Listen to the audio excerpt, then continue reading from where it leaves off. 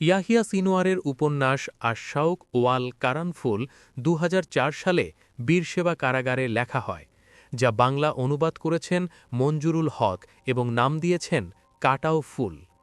এই বই কোনো কল্পকাহিনী নয়, লেখক নিজেই বলেছেন প্রতিটি ঘটনা বাস্তব অভিজ্ঞতার উপর ভিত্তি করে। উপন্যাসটি ১৯৬৭ সালের যুদ্ধের পর থেকে ২০০১ সাল পর্যন্ত ফিলিস্তিনের রাজনৈতিক বাস্তবতা, কারাবন্দী জীবন এবং সাধারণ মানুষের দৈনন্দিন সংকটকে ধারাবাহিকভাবে তুলে ধরে। আজকের এই পর্বে পাঠ করা হচ্ছে সপ্তম অধ্যায় ৩টি বিদায় এবং অষ্টম অধ্যায় মায়ের দুঃখ ফুরায় না। আর আপনারা যারা বইটি সংরক্ষণ করে রাখতে চান অথবা বইটি পড়ে ভালোভাবে বুঝতে চান, তাদের জন্য বইটির অফিসিয়াল লিঙ্ক কমেন্ট এবং ডেসক্রিপশনে দিয়ে দেব। এখন মূল পাঠ শুরু করা হচ্ছে।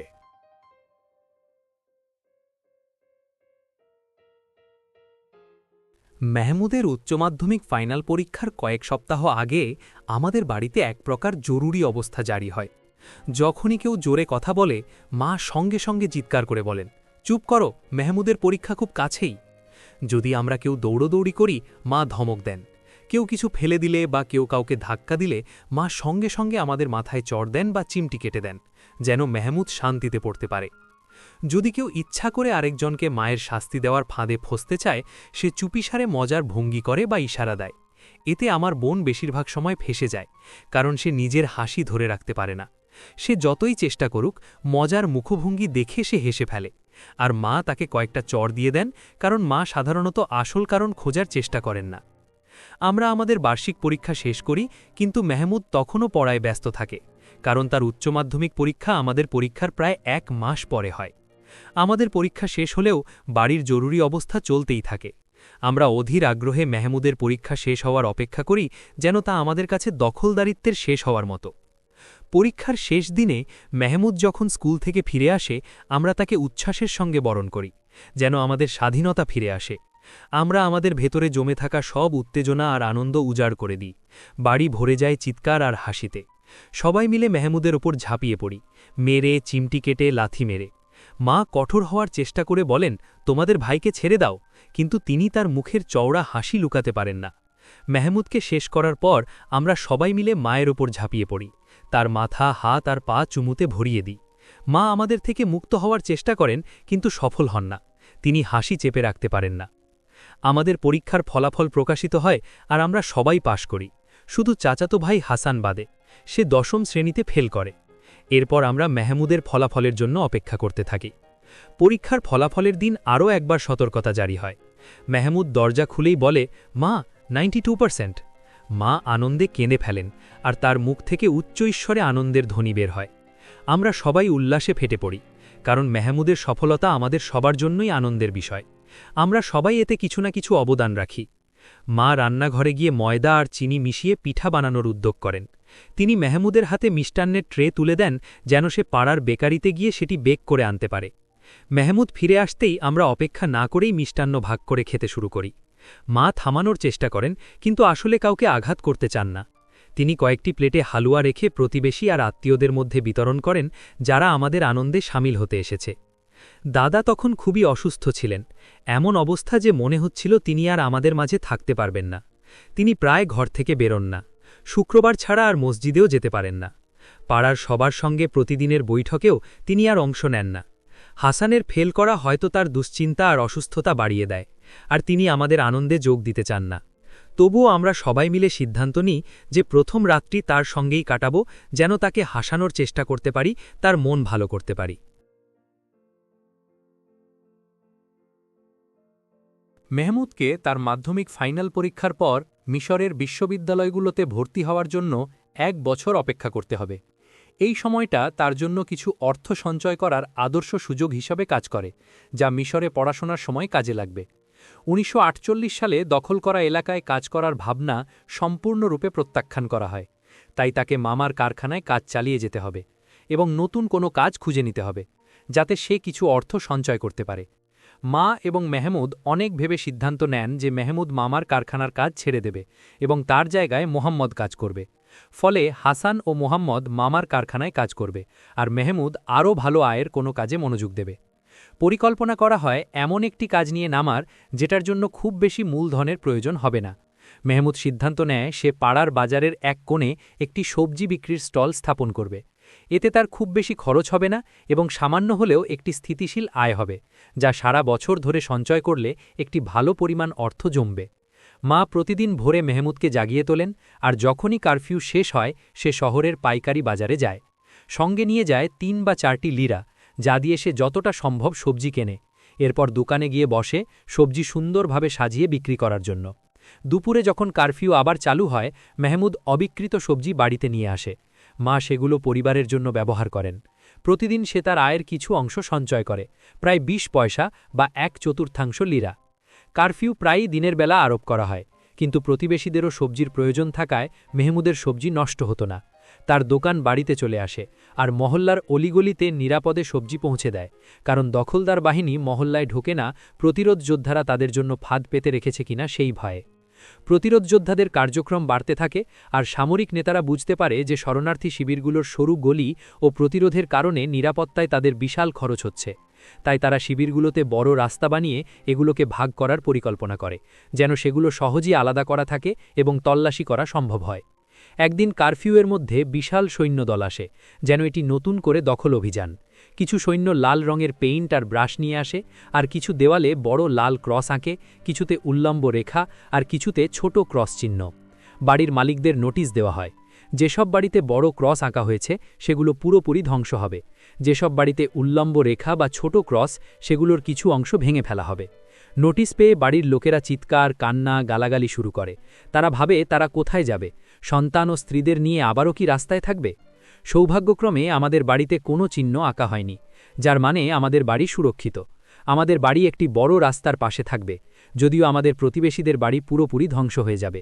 এটি মেহমুদের জন্য বিশেষভাবে ভাগ্যের বিষয়, কারণ আমাদের বাড়ি ধ্বংস হলে মেহমুদ তার সঞ্চিত অর্থ দিয়ে মিশরে পড়াশোনা করতে পারত না, অথবা আমাদের রাস্তায় ফেলে যেতে হতো। কয়েকদিন পরে একটি বিশাল বুলডোজার আর সৈন্যবাহিনী এসে ঘোষণা করে যে চিহ্নিত বাড়িগুলো খালি করতে হবে। বুলডোজারটি ঘরগুলোর দিকে এগিয়ে যায় এবং একে একে বাড়ি ধ্বংস করতে থাকে, আর সেই সঙ্গে শত শত মানুষের হৃদয় ভেঙে চূর্ণ বিচূর্ণ হয়। সন্ধ্যা নামলে শত শত পরিবার আবারও নিজেদের ক্ষত সামান্যর চেষ্টা করে। আমার চাচার বাড়ি খালি। চাচির বিয়ের পর কেউ সেখানে থাকেননি। মা আমাদের 2 প্রতিবেশী পরিবারকে সেখানে অস্থায়ীভাবে থাকতে দেন, যতক্ষণ না তারা নতুন ব্যবস্থা করতে পারে। পরের দিন আমরা তাদের কাছ থেকে অগণিত ধন্যবাদ ও প্রশংসা শুনি। রেড ক্রসের প্রতিনিধি আসে পরিস্থিতি দেখতে। তার পরের দিন UNRW এর হাউজিং ডিপার্টমেন্টের কর্মকর্তারা তথ্য সংগ্রহ করেন এবং জানান যে তাদের নতুন বাড়িতে স্থানান্তর করা হবে। এই খবর যেন তাদের জন্য স্বর্গ থেকে নামা আশীর্বাদ। মানুষের প্রশ্ন তখন আর ফুরায় না, কখন আমরা সেখানে যেতে পারব, কোথায়, কিভাবে? কিন্তু কর্মকর্তাদের কাছে স্পষ্ট কোনো উত্তর নেই। প্রথম মাস শেষ হওয়ার আগেই পরিবারগুলো নতুন বাড়িতে স্থানান্তর হতে থাকে। সবার আগে যায় গাজা স্ট্রিপের মধ্যে অথবা আরিশ শহরে নির্মিত বাড়িগুলোতে। যারা আমাদের চাচার বাড়িতে ছিল তারা নতুন বাড়ি পেয়ে চলে যায়। ১৯৪৮ সালে দখলকৃত এলাকায় কাজের সুযোগ উন্মুক্ত হওয়ার ফলে জনগণের মধ্যে ব্যাপক বিরোধ সৃষ্টি হয়। অনেকে এই কাজকে বিশ্বাসঘাতকতা মনে করেছিল, কারণ তারা মনে করত দখলদারদের জন্য কাজ করা তাদের রাষ্ট্রের নির্মাণকে আরও শক্তিশালী করা। তবে নিজের সন্তানদের জন্য খাবার সরবরাহ করা এবং তাদের জন্য নিরাপদ আশ্রয় নিশ্চিত করার প্রয়োজন, যা তাদের বেঁচে থাকার জন্য অত্যন্ত গুরুত্বপূর্ণ ছিল, সেই বাস্তবতা অনেককে বাধ্য করেছিল ওই দখলকৃত এলাকায় কাজ করতে। শিক্ষা, চিকিৎসা এবং জীবনযাত্রার উচ্চ ব্যয়ের সাথে খাপ খাওয়ানোর প্রয়োজনীয়তা ইসরায়েলে কাজ করার বিরোধিতার চেয়ে শক্তিশালী প্রমাণিত হয়। বাবা মায়েরা দেখলেন জীবন চালিয়ে নেওয়ার জন্য এবং ভবিষ্যৎ সুরক্ষিত করার জন্য এই কাজ প্রয়োজনীয়। ফলে ধীরে ধীরে কাজের প্রতি গ্রহণযোগ্যতা বাড়তে থাকে এবং ইসরায়েলে কাজ করা একটি সাধারণ ব্যাপারে পরিণত হয়। জীবনের কঠোর বাস্তবতা এবং টিকে থাকার আকাঙ্ক্ষা মানুষকে আরও বেশি কাজের দিকে ঠেলে দেয়। রাস্তা চওড়া করার কাজ শুরু হলে এবং ইসরায়েলের অভ্যন্তরে কাজের সুযোগ উন্মুক্ত করার পর দখলদার বাহিনী ফিদায়ী যোদ্ধাদের বিরুদ্ধে ব্যাপক ধরপকড় ও হামলা চালাতে থাকে। তারা বুঝতে পারে যে ফিদায়ীদের কার্যক্রম দমাতে হলে আর্থিক ও সামাজিক দিক থেকেও চাপ দিতে হবে। শ্রমিকদের হাইফা এবং জাফার মতো জায়গায় কাজের জন্য ভোরবেলা তাড়াতাড়ি বের হতে দেওয়ার জন্য কারফিউ তুলে নেওয়া হয়। এভাবে শ্রমিকরা পশ্চিম তীর এবং গাজা থেকে দীর্ঘ যাত্রা করে ইসরায়েলের অভ্যন্তরে পৌঁছতে পারে। যেসব পরিবারের প্রধানরা ইসরায়েলে কাজ করতেন তাদের জীবনযাত্রার মান ধীরে ধীরে উন্নত হতে থাকে। আশেপাশের এলাকায় দেখা যায় কেউ কেউ তাদের বাড়ির টিনের চালা সরিয়ে লৌহপাত বসাচ্ছে, কেউ ঘরের প্রাচীর উঁচু করছে, কেউ এক বস্তা সিমেন্ট কিনে মেঝে পাকা করছে। পরিবর্তন ধীরে ধীরে হলেও চোখে পড়ার মতো। যাদের সামর্থ্য ছিল না তারা অন্তত টালি দেওয়া ছাদের ওপর বড় বড় নাইলনের টুকরো বিছিয়ে দেয়। সেগুলো কাঠের ফালি দিয়ে আটকে দেওয়া হয় যাতে তা পিছলে না যায়। এতে খরচও কম পড়ে এবং শীতকালে ঘরের ভেতরে পানি জমা হওয়াও বন্ধ হয়। আমাদের বাড়ির পরিস্থিতি তখনও অপরিবর্তিত। যুদ্ধের আগে আমাদের বাড়ি পাড়ার অন্যতম সেরা বাড়িগুলোর মধ্যে ছিল, কিন্তু যুদ্ধের পরে আশেপাশের বাড়িগুলো উন্নতি করতে থাকায় আমাদের বাড়িতে মনে হয় সাধারণ। প্রতিবেশীদের বাড়িগুলো উন্নতি করতে থাকায় আমাদের মায়ের সাথে আলোচনা করে মাহমুদ সিদ্ধান্ত নেয় যে আমাদের বাড়ির ছাদে প্লাস্টিকের শীট বিছানো হবে। সে প্লাস্টিকের শীট, কাঠের ফালি এবং পেরেক কিনে আনে এবং একজন প্রতিবেশীর কাছ থেকে হাতুড়ি ধার করে। মাহমুদের সঙ্গে হাসান ও মোহাম্মদও কাজ শুরু করে। তারা মিলে ছাদের ওপর প্লাস্টিকের শীট বসায়, যা শীতকালে আমাদের জীবনে এক বিশাল উন্নতি আনে। এখন আমরা নিশ্চিন্তে ঘুমাতে পারি, কারণ আর বৃষ্টির পানি ঘরের ভেতরে ফোঁটা ফোঁটা পড়ে না এবং আমাদের বিছানাও ভিজে যায় না। আমি তখন তৃতীয় শ্রেণীতে পড়তাম। নিয়ম ছিল UNRW এর ক্লিনিকের ডাক্তার মাঝে মাঝে স্কুল পরিদর্শনে আসতেন এবং ছাত্রদের স্বাস্থ্য পরীক্ষা করতেন। যেসব ছাত্রদের পুষ্টির অভাব থাকত এবং যাদের শারীরিক গঠন দুর্বল মনে হতো তাদের নাম লিখে রাখা হতো। কিছুদিন পর তাদের কুপন দেওয়া হতো, যা দিয়ে UNRW ক্যাম্পের স্বাস্থ্যকেন্দ্রে গিয়ে একবার খাবার গ্রহণ করা যেত। একদিন ডাক্তার আমাদের স্কুলে আসে এবং আমাদের ক্লাসে প্রবেশ করে। তিনি আমার নাম জিজ্ঞাসা করে নোট করে নেন। বুঝতে পারি আমাকে একটি খাবারের কুপন দেওয়া হবে। কয়েকদিন পর সেই কুপনটি পাই, আর সেই মুহূর্তে আমার আনন্দের সীমা থাকে না। আমি খুবই উত্তেজিত হয়ে বাড়ি ফিরে যাই এবং আমার ভাই বোনদের এ খবর জানাই। আমার বোন ফাতিমা খুব রেগে যায় এবং কুপনটা কেড়ে নেওয়ার চেষ্টা করে। সে চিৎকার করে বলে, আমরা গরিব নই। আমি তখন মাকে ডাকি। মা এসে ফাতিমাকে বোঝান যে খাবারের কুপন নেওয়াতে কোনো লজ্জা নেই, কারণ আমরা শরণার্থী এবং UNRW এর সহযোগিতায় আমরা বেঁচে আছি। আমাদের ঘর বাড়ি, স্কুল, স্বাস্থ্যসেবা সবই UNRW দ্বারা পরিচালিত। মা বোঝান যে কুপন পাওয়া অস্বাভাবিক কিছু নয়, বরং এটা আমাদের পরিস্থিতির স্বাভাবিক ফল। যখন মানুষের ঘরবাড়ি ধ্বংস হয়ে গিয়েছিল তখন UNRWই তাদের জন্য নতুন বাসস্থান তৈরি করে দিয়েছিল। ফলে ফাতিমা বাধ্য হয়ে আমাকে কুপনটি ফেরত দেয়, যদিও সে এতে পুরোপুরি সন্তুষ্ট ছিল না। প্রতিদিন ক্লাসের বিরতিতে বা ক্লাস শেষে শত শত ছেলেমেয়ে UNRW স্বাস্থ্যকেন্দ্রের খাবারের জন্য যেত। আমরা লম্বা লাইনে দাঁড়িয়ে কুপন দেখানোর জন্য অপেক্ষা করতাম আর লাইনে দাঁড়িয়ে ঠেলাখেলি করতাম যেন আগে ভিতরে ঢুকতে পারি। ভিতরে ঢোকার পর সবাইকে চুপচাপ থাকতে হতো, কারণ খাবার পরিবেশনের দায়িত্বে থাকা পরিচালক টেবিলের পিছনে বসে আমাদের কুপন গ্রহণ করতেন, কুপনে তারিখ ও সময়ের পাশে টিক চিহ্ন দিয়ে কুপন ফেরত দিতেন। এরপর আমাদেরকে ছোট একটা রুটি দিতেন আর অন্য একজন কর্মী আমাদের প্লেটে 3 থেকে 4 ধরনের খাবার পরিবেশন করতেন, যার মধ্যে ফলমূল বা মিষ্টান্নও থাকত। আমরা সেই প্লেটটি নিয়ে খাবার ঘরে যেতাম, টেবিলে বসে সুস্বাদু খাবার খেতাম। খাবার শেষে প্লেটটি রান্নাঘরের জানালায় রেখে আসতাম যেন তা ধুয়ে পরিষ্কার করা যায়। বের হওয়ার সময় দরজার কাছে স্বাস্থ্যকেন্দ্রের একজন কর্মী দাঁড়িয়ে থাকত যাতে কেউ খাবার বাইরে নিয়ে যেতে না পারে। কেউ যদি খাবার চুরি করতে গিয়ে ধরা পড়ত তাকে সেই খাবার সেখানেই খাওয়ার নির্দেশ দেওয়া হতো। আমার চাচাতো ভাই ইব্রাহিম ছিল আমার সবচেয়ে প্রিয় বন্ধু, আর আমরা সব সময় একসঙ্গে থাকতাম। একদিন মঙ্গলবার আমরা পরিকল্পনা করি যে তার জন্য কিছু কাবাব রুটির মধ্যে ভরে দেব। কারণ মঙ্গলবারের খাবার ছিল কাবাব, তাই ছোট একটা প্লাস্টিকের ব্যাগ সঙ্গে নিয়ে গিয়েছিলাম। আমি টেবিলে বসে আছি, ইব্রাহিম দরজার পাশে অপেক্ষা করছে। সতর্ক ও দ্রুততার সাথে আমি আমার রুটির অর্ধেক কাবাব প্লাস্টিকের ব্যাগে ভরে প্যান্টের ভেতরে লুকিয়ে রাখি। বাকি খাবার খেয়ে নিই আর আশপাশে নজর রেখে নিশ্চিত করি যে কেউ আমাকে দেখে ফেলেনি। রান্নাঘরের জানালায় প্লেট রেখে আমি বাইরে বেরিয়ে আসি, একদম শৃঙ্খলাবদ্ধ ছেলের মতো আচরণ করি। বাইরে এসে হাত তুলে দাঁড়াই যেন তল্লাশির সময় কেউ সন্দেহ না করে। এরপর দ্রুত বেরিয়ে এসে চারদিকে তাকিয়ে ইব্রাহিমকে খুঁজতে থাকি আর প্যান্টের ভেতর থেকে রুটি বের করার জন্য হাত ঢোকাই। ঠিক তখনই দেখি প্রায় 30 জন ছেলে, যাদের আমরা হিক্সোস বলে ডাকি, আমার দিকে ছুটে আসছে রুটির স্যান্ডউইচ ছিনিয়ে নেওয়ার জন্য। আমি দৌড়াতে শুরু করি আর তারা পিছন পিছন ছুটতে থাকে। আমার সমস্ত শক্তি দিয়ে দৌড়াই, একটা দীর্ঘ পথ পেরিয়ে যায়। মনে হচ্ছিল তাদের থেকে অনেকটা দূরে চলে এসেছি। পিছনে তাকিয়ে দেখি তারা থেমে আছে না ফিরে গেছে। তখনই একজন ছেলের ছোড়া একটি বড় পাথর সরাসরি আমার চোখে এসে লাগে। আমার সামনে পৃথিবী অন্ধকার হয়ে যায়, আর রুটির অর্ধেক মাটিতে পড়ে ধুলোয় ঢেকে যায়। আমি সেটি আর তুলতে পারি না বা তোলার ইচ্ছাও হয় না। আমি কুপনটা হাতে ধরে বাড়ির দিকে দৌড়াতে থাকি আর চিৎকার করতে করতে মাকে ডাকি, মা। হাত দিয়ে চোখ চেপে ধরে দীর্ঘ পথ দৌড়াতে দৌড়াতে বাড়িতে পৌঁছাই। মা আমাকে দেখে আতঙ্কে লাফিয়ে ওঠেন এবং আমার চোখ দেখে চিৎকার করে বলেন, হায় রে, ছেলের চোখ তো গেল। তিনি তাড়াতাড়ি তার মাথার স্কার্ফ তুলে নেন এবং আমাকে নিয়ে ছুটতে থাকেন। কখনো কোলে নিয়ে কখনো হাত ধরে টেনে নিয়ে যান UNRW ক্লিনিকে। অনেক কষ্টের পর আমরা ক্লিনিকে পৌঁছাই এবং চোখের চিকিৎসা কক্ষে যাই, যেখানে একজন বিশেষজ্ঞ নার্স ছিলেন।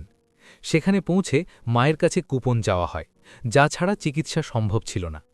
মা কুপন আনতে ভুলে গিয়েছিলেন, আর নার্স কুপন ছাড়া চিকিৎসা করতে অস্বীকৃতি জানান। মা অনেক অনুরোধ করেন, মিনতিও করেন, কিন্তু তাতে কোনো লাভ হয় না। তারা জানায় কুপন ছাড়া চিকিৎসা করা যাবে না। মা আমাকে চেয়ারে বসিয়ে রেখে কুপন আনতে ছুটে যান। ক্লিনিক বন্ধ হওয়ার আগেই তাকে ফিরে আসতে হবে। নার্স নিশ্চিত হন যে মা সত্যিই কুপন আনতে গেছেন। তিনি আমাকে ডেকে চেয়ারে বসান এবং আমার চোখ পরীক্ষা করতে শুরু করেন। তারপর চোখের ওপর মোটা কাপড়ের পট্টি রেখে সেটি বেঁধে দেন। আমি মায়ের ফেরার অপেক্ষায় থাকি। মা ফিরে আসেন হাঁপাতে হাঁপাতে, দীর্ঘ পথ পেরোনোর ক্লান্তি নিয়ে। তারা রেজিস্ট্রেশন প্রক্রিয়া শেষ করে আর নার্স নিশ্চিত করেন যে আমার চোখে বড় কোনো সমস্যা নেই। মা তখন আমাকে স্নেহভরে হাত ধরে ধীরে ধীরে বাড়ির পথে নিয়ে যেতে থাকেন।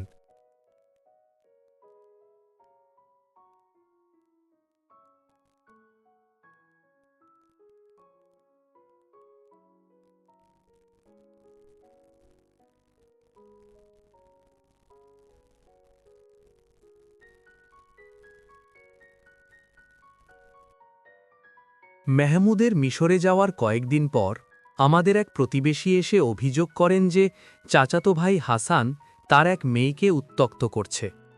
মায়ের মুখ লজ্জায় লাল হয়ে ওঠে এবং তিনি প্রতিশ্রুতি দেন যে বিষয়টির একটা সমাধান করবেন। দাদা তখন শয্যাশায়ী, আর মেহমুদও মিশরে চলে গেছে। ফলে বাড়িতে হাসানই তখন সবচেয়ে বড়, আর তাকে নিয়ন্ত্রণ করা কঠিন হয়ে পড়ে। তাই মা কৌশল এবং বোঝানোর মাধ্যমে সমস্যার সমাধান করার সিদ্ধান্ত নেন। সেই সন্ধ্যায় মা হাসানকে ডেকে বলেন, বাবা, প্রতিবেশীর অধিকার, তোমার শহীদ বাবার স্মৃতি, আমাদের পরিবারের সুনাম ও সম্মানের কথা মনে রেখো। লোকেরা কি বলবে? হাসান প্রতিশ্রুতি দেয় যে সে আর এমন কিছু করবে না। সে মাকে শপথ করে বলে, শপথ করে বলছি, আর এমন করব না চাচি। কয়েকদিন পর প্রতিবেশী মহিলা ভয়ে কাঁপতে কাঁপতে আমাদের বাড়িতে ঢুকে চিৎকার করে বলেন, মেহমুদের মা, এই ছেলেটা তো একেবারে নষ্ট হয়ে গেছে। মেয়েটাকে রাস্তায় আটকে হাত তুলেছে তার ওপর। মা রেগে যান এবং তাকে শান্ত করার চেষ্টা করেন। মা প্রতিবেশীকে ঘরে এনে বলেন, উম্মু আবদ, তুমি জানো আমাদের ঘরে এমন কেউ নেই যে তাকে শাসন করতে পারে। আর আল্লাহ সাক্ষী, তোমার মেয়েরা আমার মেয়েদের মতোই। আসো, ভাবি কিভাবে এই ছেলেকে শিক্ষা দেওয়া যায়। তারা দুজনে বসে আলাপ করেন এবং মা প্রস্তাব দেন যে রাতে যখন হাসান ঘুমিয়ে পড়বে তখন তাকে বেঁধে মারধর করা হবে। যদি সে আবারও এমন কিছু করে তবে ফেদাইদের সাহায্য নিয়ে তার হাত পা ভেঙে দেওয়া হবে। মা রশি এবং একটি লাঠি প্রস্তুত করেন। হাসান রাতের খাবার খেয়ে ঘুমোতে গেলে মা, ভাই হাসান এবং মোহাম্মদ মিলে দড়ি দিয়ে হাসানের হাত পা চুপি চুপি বেঁধে ফেলেন। তারপর দাদাকে জাগিয়ে পুরো ঘটনা বলেন। দাদা রাগে কেঁপে কেঁপে বলেন, হাসান, আল্লাহ তোমার মুখ কালো করুক। হাসান, আল্লাহ তোমার মুখ কালো করুক। তাকে মারো, তার হাত পা ভেঙে দাও। হাসান ঘুম থেকে উঠে নিজেকে বাঁধা অবস্থায় দেখে রাগে গজরাতে থাকে। সে হুমকি দেয়, কিন্তু লাঠির আঘাত তার শরীরে পড়ায় সে গালি দিতে শুরু করে এবং প্রতিশোধের হুমকি দেয়। তারপরও তাকে প্রচণ্ডভাবে মারধর করা হয়। মা তাকে বলেন যে তারা বিষয়টি বাড়ির ভেতরেই রেখেছেন যাতে সম্মানহানি না হয়। আর যদি সে আবারও মেয়েটিকে উত্ত্যক্ত করে তবে ফেদাইদের ডেকে তার হাত পা ভেঙে দেওয়া হবে। সকালে চাচাতো ভাই ইব্রাহিমকে বলা হয় যেন হাসানের বাঁধন খুলে দেয়। ইব্রাহিম ছিলেন শান্ত, বাধ্য, বুদ্ধিমান ও অধ্যাবসায়ী একজন শিক্ষার্থী। সে গিয়ে হাসানের বাঁধন খুলে দেয়, কিন্তু হাসান তাকে আঘাত করে এবং হুমকি দেয়। এরপর সে আমাদের ঘরে এসে মাকে ভয় দেখানোর চেষ্টা করে। মা চিৎকার করে তাকে বলেন, এই ছেলে, তুই কি ভাবছিস আমাকে ভয় দেখাবি? তুই একটা অকর্মা, আর অকর্মারা কাউকে ভয় দেখাতে পারে না। তুই কখনোই একজন প্রকৃত মুরুষ বা সত্যিকারের মানুষ হতে পারবি না। হাসান গর্জে ওঠে এবং মায়ের দিকে এগিয়ে এসে তাকে ধাক্কা দেয়। মা মাটিতে পড়ে যান। এটা দেখে আমরা সবাই, ছেলে মেয়ে সবাই মিলে হাসানের ওপর ঝাঁপিয়ে পড়ি, তাকে মাটিতে ফেলে মারধর করি, কামড়াই আর তার চুল টেনে ছিঁড়ে ফেলি। হাসান উঠে দাঁড়ায়, লাথি মেরে এবং গালাগালি করতে করতে ঘর থেকে বেরিয়ে যায়। হাসান আর ফিরে আসে না। আমরা তার খোঁজ নিতে শুরু করি। তখন শোনা যায় যে সে ১৯৪৮ সালে দখল করা ভূমিতে বা ইসরায়েলের ভেতর চলে গেছে এবং সেখানে কাজ করছে। সে আর পড়াশোনার দিকে যায়নি। দাদার স্বাস্থ্যের অবনতি ঘটে, তিনি তার প্রতিপালকের কাছে ফিরে যান। আমরা তাকে কান্না আর অশ্রুজলে বিদায় জানাই। আল্লাহ তাকে দয়ার চাদরে আবৃত করুন এবং তাকে জান্নাতের সুবিশাল স্থানে প্রবেশ করান। দাদা মারা যান আমাদের বাবার কোনো খোঁজ না পেয়েই। বাবা ৫ বছরেরও বেশি সময় ধরে নিখোঁজ ছিলেন। দাদা তার নাতি হাসানকেও দেখে যেতে পারেননি, যে গাজা থেকে পালিয়ে ইসরায়েলে কাজ করতে চলে যায়। মেহমুদও তখন পাশে ছিল না, কিন্তু আমরা আমাদের দায়িত্ব পালন করি এবং প্রতিবেশীরা আমাদের পাশে দাঁড়ায়, কারণ আমাদের শিবিরটি আনন্দ এবং দুঃখের মুহূর্তে একটি পরিবারের মতো ছিল। এখানেই শেষ ৭ম অধ্যায়, ৩টি বিদায়। এখন পড়ছি ৮ম অধ্যায়, মায়ের দুঃখ ফুরায় না। প্রতিদিন সকালে ৭টার দিকে শত শত ছেলেমেয়ে ক্যাম্প থেকে তাদের স্কুলে যাবার জন্য বের হয়। এই দলে থাকে প্রাথমিক স্তরের ৭ বছরের শিশু থেকে শুরু করে উচ্চ মাধ্যমিকের ১৮ বছরের তরুণ তরুণী। তারা একসঙ্গে হাঁটে। ছেলেদের একটি দল মেয়েদের একটি দলকে অনুসরণ করে, আর তাদের পিছনে আবার ছেলেদের আরেকটি দল থাকে। প্রতিদিন একই দৃশ্য চোখে পড়ে, একটা শৃঙ্খলিত ছন্দের মতো। শিবিরের অধিকাংশ ছেলেমেয়ে প্রেম বা ভালোবাসার সম্পর্ক নিয়ে তেমন আগ্রহী নয়, কারণ ক্যাম্পের নিয়ম অনুযায়ী প্রতিবেশীর মেয়েদের সঙ্গে ভাই বোনের মতো আচরণ করতে হয়। মা সবসময় আমাদের সতর্ক করেন যেন আমরা বিপরীত লিঙ্গের কারো সঙ্গে কোনো ব্যক্তিগত সম্পর্ক গড়ে না তুলি। বিশেষ করে তিনি আমার ভাইদের বারবার সাবধান করেন যেন তারা প্রতিবেশীর মেয়েদের দিকে তাকানো বা বিশেষ কোনো আচরণ না করে এবং অন্যের সম্মান ক্ষুণ্ণ না করে, কারণ মা মনে করেন কেউ যদি অন্যের সম্মান ক্ষুণ্ণ করে তাহলে আমাদের পরিবারের প্রতিও একই আচরণ করা হবে। এই সতর্কতা আমাদের পরিবারের জন্য যথেষ্ট ছিল এবং আমাদের ভাইদের অনেক ছেলের মতো ভুল পথে না যেতে সহায়তা করত। কিছু যুবক থাকে যারা শুধু মেয়েদের দিকে তাকানোর জন্য বা কিছু মৃদু কথা বলার উদ্দেশ্যে রাস্তার পাশে দাঁড়িয়ে থাকে। তারা অপেক্ষা করে মেয়েরা পাশ দিয়ে যায়, আর কেউ হয়তো বলে ওঠে, এই সুন্দরী, আমাদের দিকে একটু তাকাও, অহংকার তো আল্লাহর জন্য। কেউ কেউ দাঁড়িয়ে থাকে তাদের ভালোবাসার মেয়েটিকে দেখার জন্য, যাদের প্রতি তারা গভীরভাবে আকৃষ্ট। তারা আশা করে মেয়েটি তাদের দিকে তাকাবে, যা তাদের দিনকে উজ্জ্বল করবে। এই যুবকরা প্রায়ই এমন মেয়েদের ভালোবাসে যাদের সঙ্গে তাদের সম্পর্কের ভবিষ্যৎ নেই, তবে তারা তাদের চিঠি দেওয়ার চেষ্টা করে ভালোবাসার চিহ্ন হিসেবে। শিবিরের মানুষগুলো ভালোবাসা অনুভব করে, যদিও তাদের জীবনে দারিদ্র্য ও কষ্টের ছায়া রয়েছে। তারা অন্যদের মতোই জীবনের সাধারণ আনন্দ খোঁজে, তবে শিবিরের সমাজের নিয়মকানুন, রীতিনীতি এবং প্রতিবেশীর মেয়েদের প্রতি শ্রদ্ধা রেখে চলার কারণে তাদের ভালোবাসার প্রকাশ অনেক শৃঙ্খলিবদ্ধ ও সংযমী হয়। বেশিরভাগ সময়ই এই অনুভূতিগুলো অন্তরে আটকে থাকে এবং বাইরে থেকে দেখা যায় না, শুধু দূর থেকে নীরব প্রশংসা, সম্মান এবং সম্ভ্রমের দৃষ্টিতে প্রকাশ পায়। কখনো কখনো ভালোবাসা এবং যত্ন পরিবারের প্রতি সহায়তা করার মাধ্যমে প্রকাশিত হয়। তখন প্রশ্ন ওঠে, কেন এতটা সাহায্য করা হচ্ছে? তবুও শিবিরের কিছু যুবক সাহস করে এই নিয়মগুলো ভেঙে ফেলতে চায়। তারা একে অপরের সঙ্গে প্রেমের চিঠি বিনিময় করে এবং স্কুলে যাওয়া ও আসার পথে দেখার সুযোগ খোঁজে। এমনকি কখনো কখনো তারা এমনভাবে কথা বলে যেন তারা শুধু সহপাঠীর সঙ্গে কথা বলছে। কেউ কেউ হয়তো তাদের বাড়ির জানালায় দাঁড়িয়ে অপেক্ষা করে যখন তাদের ভালোবাসার মানুষটি সেই পথে যায়। মেয়েরা চিঠি ছুড়ে দেয়, আর এই ছোট্ট মুহূর্তগুলো তাদের জীবনের একটি বিশেষ আনন্দ হয়ে ওঠে। তবে এসব ঘটনা সাধারণত বিরল ছিল, বিশেষ করে যুদ্ধ পরবর্তী প্রথম দিকে, যখন শিবিরের মানুষ ঐতিহ্য মেনে চলার ব্যাপারে খুব যত্নবান ছিল। অনেক মেয়েকে তাদের পরিবার, বিশেষত বাবা, ভাই বা মা, চিঠি বিনিময়কালে ধরা পড়লে শাস্তি দেয়, কিন্তু এই ধরনের ঘটনা ছিল খুবই কম, কারণ শিবিরের সমাজ তখনও কঠোর নিয়ম আর শৃঙ্খলিবদ্ধ সামাজিক আদর্শ মেনে চলত। ১৯৪৮ সালে দখল করা ভূমিতে কাজ করতে যাওয়া শ্রমিকদের সংখ্যা ধীরে ধীরে বাড়তে থাকে এবং এর সঙ্গে অন্যান্য প্রাসঙ্গিক পরিবর্তনগুলোও স্পষ্ট হয়ে ওঠে। প্রতিদিন সকালে পুরুষরা একটি ছোট ব্যাগ বা থলিতে দিনের খাবার নিয়ে দীর্ঘ পথ পাড়ি দিয়ে শ্রমিক স্ট্যান্ডে যায়। সেখানে ট্রাক, বাসসহ নানা যানবাহন দাঁড়িয়ে থাকে। কেউ যায় জাফা, কেউ আসদুদ, কেউ বা তেল আবিবের দিকে। প্রতিটি ড্রাইভার যাত্রীদের ডাকতে থাকে, আর শ্রমিকরা তাদের গন্তব্যে রওনা দেয়। ফালাফেল, ফুল, সেহলাব বিক্রেতারা এই জমায়েতকে তাদের পণ্যের জন্য উপযুক্ত লক্ষ্যবস্তু হিসেবে দেখে। শ্রমিকরা তাদের পকেট থেকে কয়েকটি পয়সা বের করে দ্রুত কিছু ফালাফেল কিনে তাদের ব্যাগে রেখে দেয়, আর তারপর গাড়িতে উঠে বসে। যাত্রাপথে তারা ঘুমিয়ে নেয়, আগের রাতের ঘুমের ঘাটতি পূরণ করতে। দখলকৃত অঞ্চলে শ্রমিকরা নির্মাণ, কৃষি বা পরিচ্ছন্নতার মতো শারীরিক পরিশ্রমের কাজ করে।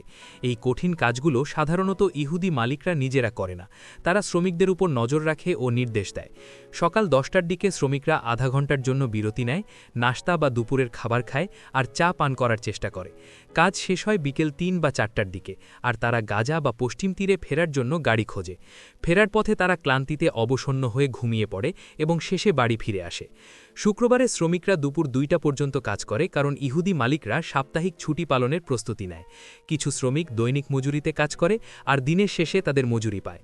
পরের দিন তারা আবার শ্রমিক স্ট্যান্ডে হাজির হয়, যেখানে ইহুদি ঠিকাদার ও মালিকরা তাদের গাড়ি নিয়ে আসে। শ্রমিকরা তাদের দিকে ছুটে যায়, আর মালিকরা প্রয়োজন অনুযায়ী শ্রমিক বেছে নিয়ে চুক্তি করে।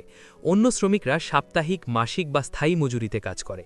যেহেতু ইহুদি মালিকদের সঙ্গে আরব শ্রমিকদের সম্পর্ক আরও ঘনিষ্ঠ হতে শুরু করে, মালিকরা তাদের শ্রমিকদের জন্য সাপ্তাহিক থাকার জায়গার ব্যবস্থা করতে থাকে। শ্রমিকরা রবিবার সকালে বাড়ি ছেড়ে কাজ করতে যায় আর শুক্রবার দুপুরে বাড়ি ফেরে। তারা পকেট ভর্তি টাকা এবং থলি ভর্তি সামগ্রী নিয়ে ঘরে ফেরে। কিছু শ্রমিক তুলকারেম বা কালকিলিয়ার মতো জায়গায় ঘর ভাড়া নিয়ে সপ্তাহ বা মাসব্যাপী থাকে।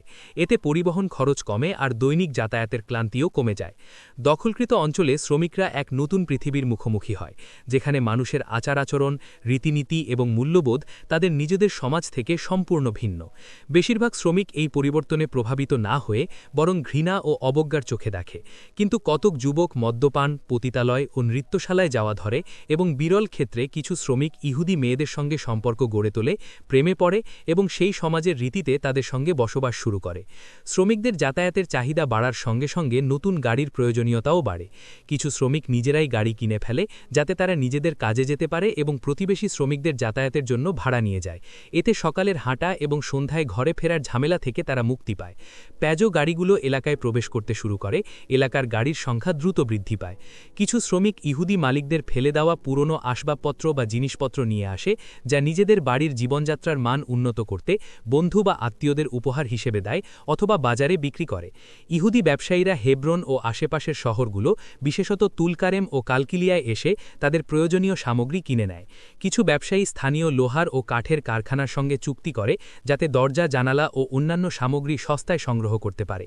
এসব ফিলিস্তিনি কর্মস্থলের মালিকরা এই সুযোগে তাদের আয় বাড়াতে থাকে এবং স্থানীয় শ্রমিকদের কাজে লাগায়। যদিও সাধারণ মানুষের আর্থিক পরিস্থিতি বেশিরভাগ ক্ষেত্রে উন্নত হয়, তবুও প্রতিরোধ অব্যাহত থাকে এবং তা ঢেউয়ের মতো ওঠানামা করে। কারণ প্রতিরোধ শুধু আর্থিক অবস্থার ওপর নির্ভরশীল নয়, বরং জাতীয় স্বার্থবোধ এবং দায়িত্ববোধের সাথে সম্পর্কিত। আর্থিক সংকট প্রায়ই এই অনুভূতিগুলোকে আরও উস্কে দেয়। ফলে ফিদায়ীদের হামলা অব্যাহত থাকে, কোথাও বোমা নিক্ষেপ, কোথাও গুলি চালানো, কোথাও কারফিউ, গ্রেফতার, তদন্ত এবং পথচারীদের ঘণ্টার পর ঘণ্টা আটক করে রাখা। কখনো গুপ্তচর ধরা পড়লে তাকে হত্যা করা হয়। যখন হাজার হাজার শ্রমিক ইহুদি রাষ্ট্রের ভিতরে কাজ করতে শুরু করে, তখন প্রতিরোধকারীরা ১৯৪৮ সাল থেকে দখলকৃত অঞ্চলের কেন্দ্রস্থলে শহর, গ্রাম ও উপনিবেশগুলোতে বড় ধরনের হামলার পরিকল্পনা করতে থাকে। এর ফলে প্রতিরোধের একটি নতুন অধ্যায়ের যাত্রা হয়। আমাদের প্রতিবেশী উম্মু আল আবেদের ছেলে আব্দুল হাফিজ তার মাকে বোঝাতে সক্ষম হয় যে পরিবারের ভালোর জন্যে তাকে লেখাপড়া ছেড়ে কাজে নামতে হবে। এতে তার ভাইবোনেরা পড়াশোনা চালিয়ে যেতে পারবে আর তার মা কঠিন পরিশ্রম থেকে মুক্তি পাবেন। দীর্ঘ চেষ্টার পর তার মা তার সিদ্ধান্তে সম্মতি দেন। হাজারো শ্রমিকের একজন হিসেবে আব্দুল হাফিজ প্রতিদিন সকালে কাজে যায় এবং সন্ধ্যায় ফিরে আসে। কয়েক মাসের মধ্যেই তারা তাদের ঘরের জন্যে ভালো একটি দরজা লাগাতে, ছাদে জিঙ্কো টিন বসাতে এবং মেঝেতে সিমেন্ট ঢালাই করতে সক্ষম হয়। তবে কিছুদিন পর সবাই বুঝতে পারে যে আব্দুল হাফিজের আসল লক্ষ্য শুধু পরিবারের জীবনযাত্রার মান উন্নত করা নয়, বরং প্রতিরোধের অংশ হিসেবে কাজ করা। প্রায় 2 বছর পর জানা যায় যে সে পপুলার ফ্রন্টের সাথে যুক্ত এবং তার কাজ ছিল দখলকৃত অঞ্চলে ফিদা হামলার পরিকল্পনা ও বাস্তবায়ন করা। কিছুদিন কাজ করার পর সে মাঝে মাঝে তার খাবারের ব্যাগে বোমা লুকিয়ে নিয়ে যায় এবং তা জাফা শহরে রেখে আসে। সে কোনো বাস, কফি হাউস বা নৃত্যশালায় বোমাটি রেখে আসার পর কাজ শেষে বাড়ি ফিরে আসে। পরে সেই বোমা বিস্ফোরিত হয়, যার ফলে ক্ষয়ক্ষতি, আঘাত বা কখনো কখনো মৃত্যুর ঘটনা ঘটে। 2 বছর ধরে অত্যন্ত সতর্কতার সাথে কাজ করে আব্দুল হাফিজ বেশ কয়েকটি সফল অভিযান সম্পন্ন করতে পারে, কিন্তু শিন বেত গোয়েন্দা সংস্থার তদন্তে তার ওপর সন্দেহ তৈরি হয়। এক রাতে ইসরায়েলি বাহিনীর বড় একটি দল তার মহল্লায় অভিযান চালায়, তার বাড়ি ঘিরে ফেলে এবং তাকে গ্রেফতার করে নিয়ে যায়। তদন্তে তাকে কঠোর নির্যাতন, মারধর এবং মানসিক অত্যাচারের মুখোমুখি হতে হয়। সে সবসময় এই অভিযোগগুলো অস্বীকার করতে থাকে। তবে শেষ পর্যন্ত তারা তার এক সহকর্মীকে গ্রেফতার করে, যে তার বিরুদ্ধে সাক্ষ্য দেয়। সেই সহকর্মীর সাক্ষ্য দেখে আব্দুল হাফিজ অভিযোগ স্বীকার করে এবং তাকে 1.5 বছরের কারাদণ্ড দেওয়া হয়।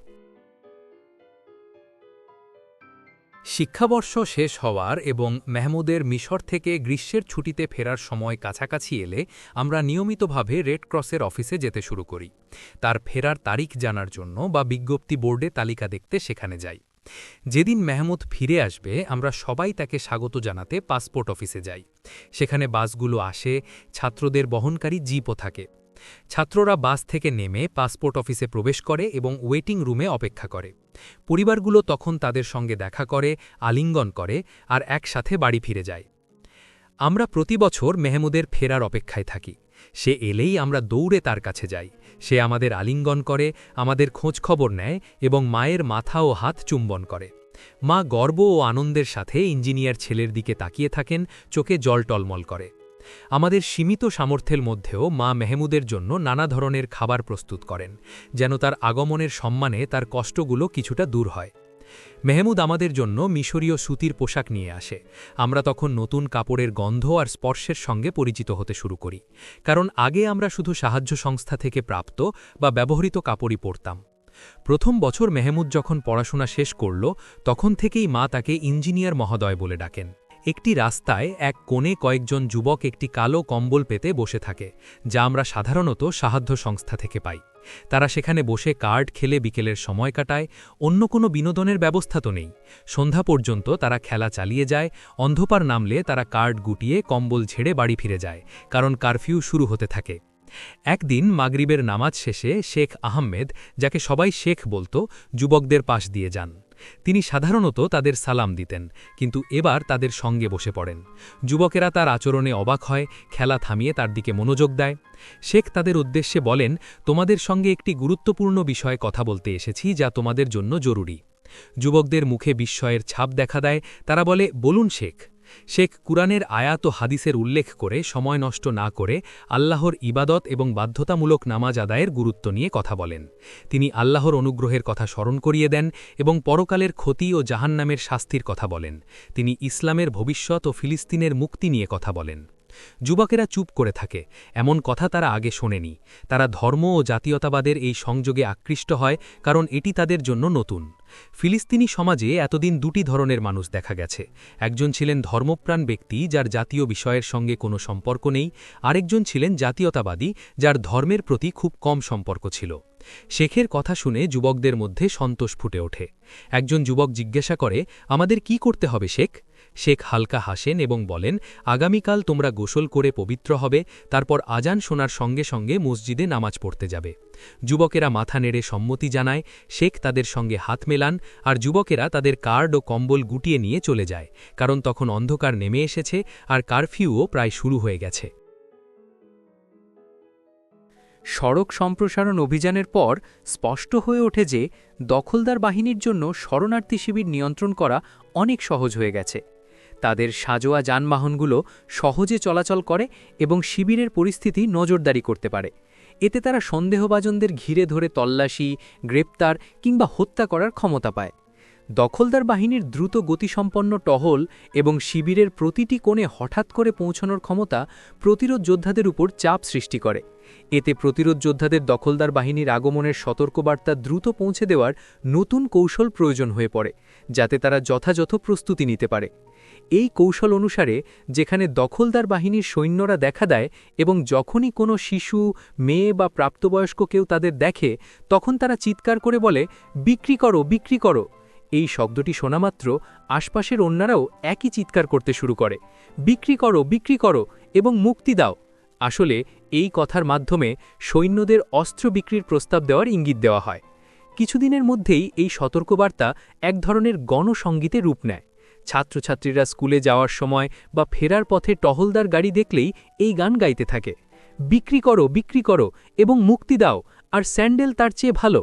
এই শব্দ শুনে প্রতিরোধ যোদ্ধারা তাদের উপস্থিতি সম্পর্কে সতর্ক হয় এবং সঠিক ব্যবস্থা নিতে পারে।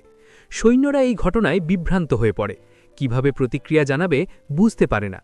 প্রধানত ছোটরাই এই বার্তা ছড়িয়ে দেয়, তবে যখন আশপাশে ছোটরা না থাকে, বড়রাও দ্বিধা না করে এই বার্তা উচ্চারণ করে। দিনগুলি দ্রুত কেটে যেতে থাকে এবং আমরা মেহমুদের মিশর থেকে ফেরার দিন গুনতে থাকি। সে তখন ইঞ্জিনিয়ারিং কলেজ থেকে স্নাতক হয়েছে। প্রতিদিন আমরা রেড ক্রসের অফিসে যাই তার নাম খুঁজতে। কয়েকদিন পর অবশেষে আমরা রয়েছে। আমরা দৌড়ে বাড়ি গিয়ে মাকে জানাই যে ইঞ্জিনিয়ার মেহমুদ ফিরতি দলের তালিকায় তার নাম দেখি। মেহমুদের নাম তৃতীয় দলে আসছে। মেহমুদের আগমনের প্রস্তুতি জোরসোরে শুরু হয়। সবচেয়ে বড় পদক্ষেপ ছিল যে মা হাসানকে চুন কিনতে বলেন। আমরা বাড়ির মধ্যে একটি গর্ত করি এবং সেখানে চুন রাখি। এরপর পানি ঢেলে চুন ঠান্ডা করি। তারপর এটি ছেঁকে নিয়ে পুরো বাড়ি সাদা আর নীলচে রঙে রাঙায়।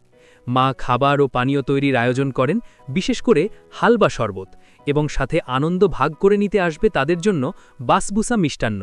এগুলো তৈরি করা হয় মেহমুদের এবং যারা মেহমুদের আসার দিন আমরা সবাই মিলে তার জন্য প্রস্তুতি নিয়ে পাসপোর্ট অফিসের বিপরীতে রওনা হই।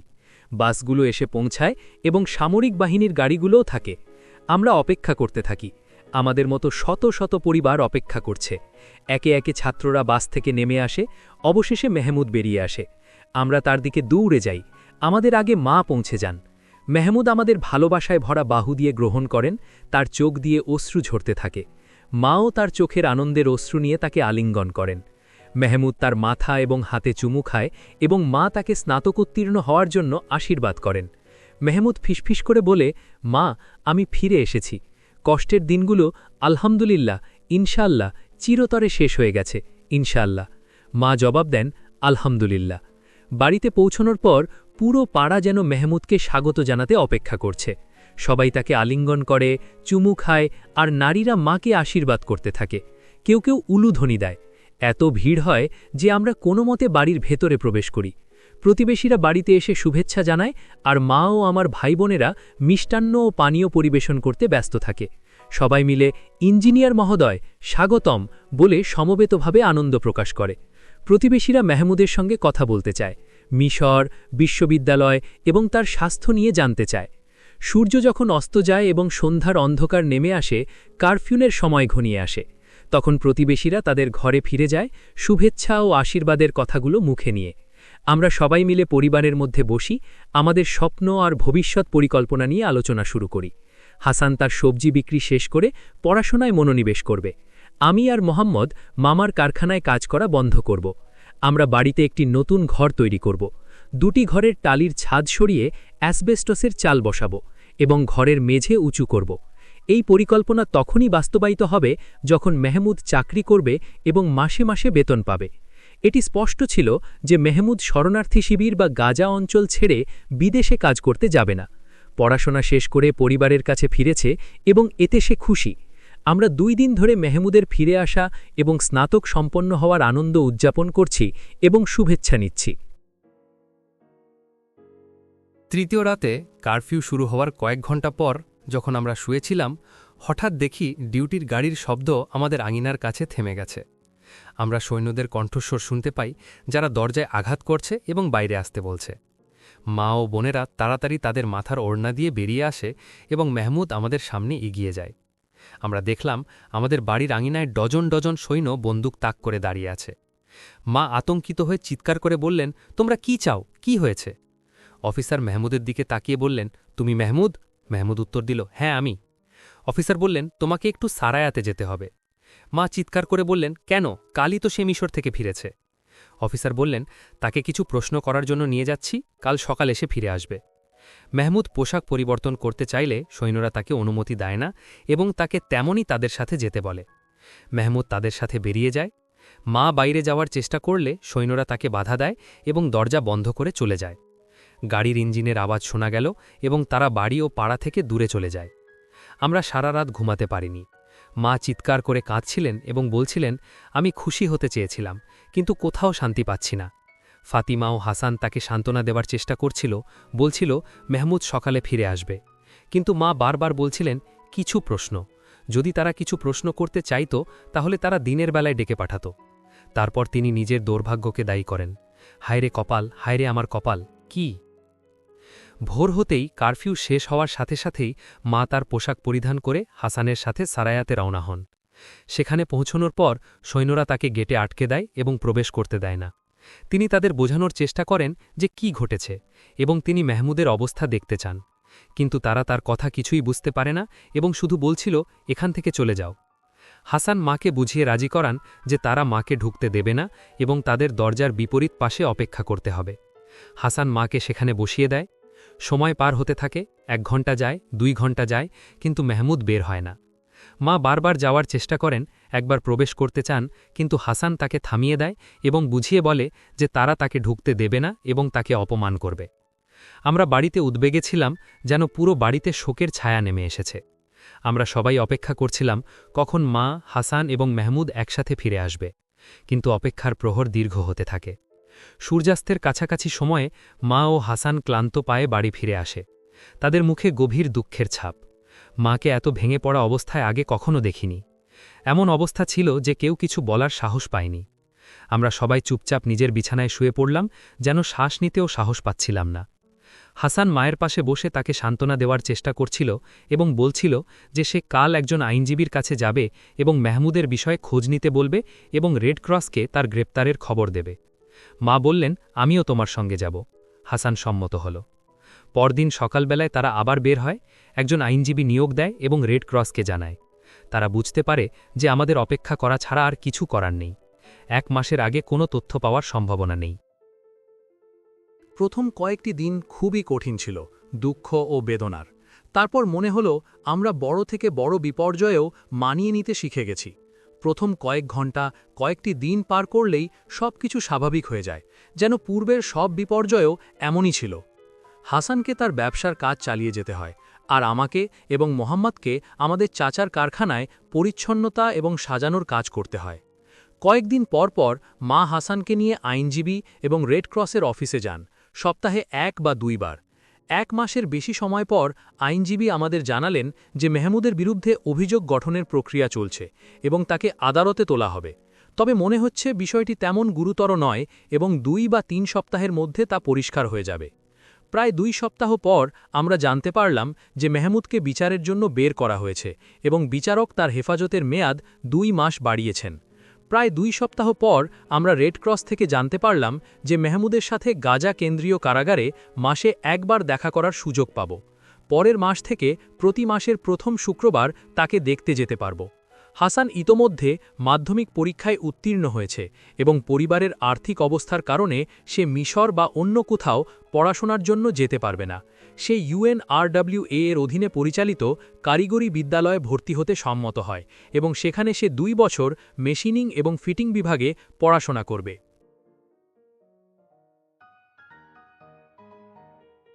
এতক্ষণ আপনারা শুনলেন কাট অফ ফুল বইয়ের 7ম ও 8ম অধ্যায়। পুরোটা সময় সাথে থাকার জন্য ধন্যবাদ। বইটির ভাষা ও অনুবাদ জটিল হওয়ায় কিছু জায়গায় উচ্চারণ বা পাঠে অসঙ্গতির সম্ভাবনা থাকতে পারে। আমি বিষয়গুলো নোট করছি এবং ধাপে ধাপে আরও ভালো করার চেষ্টা করছি। যারা শুরু থেকেই এই অডিওবুক সিরিজের সাথে আছেন, আপনাদের সমর্থনই আমাকে এগিয়ে যেতে সাহায্য করছে। শুনে যদি কোনো গঠনমূলক পরামর্শ থাকে, কমেন্টে জানাতে ভুলবেন না। আমাদের লক্ষ্য একটি রাজনৈতিকভাবে সচেতন সমাজ গঠনে ভূমিকা রাখা। সে উদ্দেশ্যে আমরা দেশ ও আন্তর্জাতিক পরিমণ্ডলে ঘটে যাওয়া গুরুত্বপূর্ণ ও প্রাসঙ্গিক সংবাদ নিয়মিত আমাদের ফেসবুক পেজে প্রকাশ করছি, যেসব তথ্য জানা আপনার জন্য জরুরি। সর্বশেষ আপডেট পেতে পেজটি ফলো করুন। আর আপনারা যারা বইটি সংরক্ষণ করে রাখতে চান অথবা বইটি পড়ে ভালোভাবে বুঝতে চান, তাদের জন্য বইটির অফিসিয়াল লিঙ্ক কমেন্ট এবং ডেসক্রিপশনে দিয়ে দেব। দেখা হচ্ছে পরবর্তী পর্বে। এতদিন ভালো থাকুন, সুস্থ থাকুন।